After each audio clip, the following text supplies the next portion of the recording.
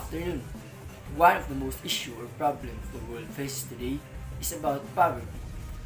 Poverty in fall 2022, the World Bank will update the international poverty line from $1.90 to $2.15. This means anyone living in less than 2.15 is in extreme poverty. Why it changes? Increases the cost of food, clothing, and shelter between 2011 to 2017. The real value of 2.15 in 2017 prices equal to $1.90 in sale prices. As for the World Bank goal to reduce extreme poverty to 3% or less than by 2030, the pandemic has made it even harder. Extreme poverty isn't the only poverty. We have to contented with 60% of the global population lives on less than $10 a day. While there's been progress over the years, the end of poverty is still far off. For the continuation, I call in James for the update report.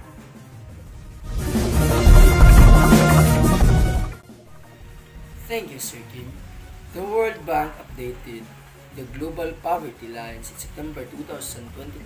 The decision announced in May follows the release in 2020 of new purchasing power parties or PPS. The main data used to convert different currencies into common comparable unit and account for price differences across countries. The new extreme poverty line of $2.15 per person per day, which replaces the 1.90 poverty line, is based on 2017 PPS.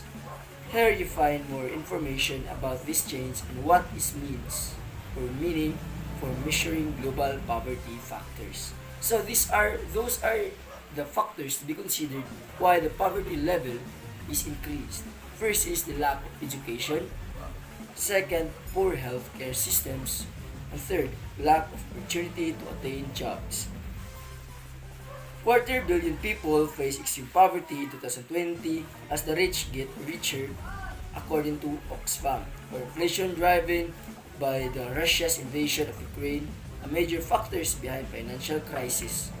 Over a quarter of billion people will push into poverty in 2022, according to a new report of Oxfam or Oxford Family, a global network of charitable organizations. The worldwide financial crisis will be mainly driven by the price inflation due to Russia's invasion of Ukraine and economic crisis caused by the COVID-19 pandemic. It said the convergence of these two events is also widening the gap between the rich and the poor at an unpredicted rate. Nearly half of the global population, 3.3 billion, are living below the poverty lines, where a new person becomes the billionaire every 26 hours since the beginning of the pandemic. The Oxfam estimates are based on the World Bank's projections and earlier research by the World Bank and Center for Global Development.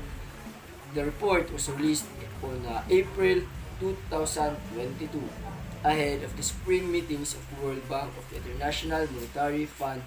The report noted that the combined impact of COVID-19, inequality, and food price spikes could result in 263 million more people living in extreme poverty this year, resulting in a total of 860 million people living below the $1.90 or RS of 1447 or 1,447 a day extreme poverty line.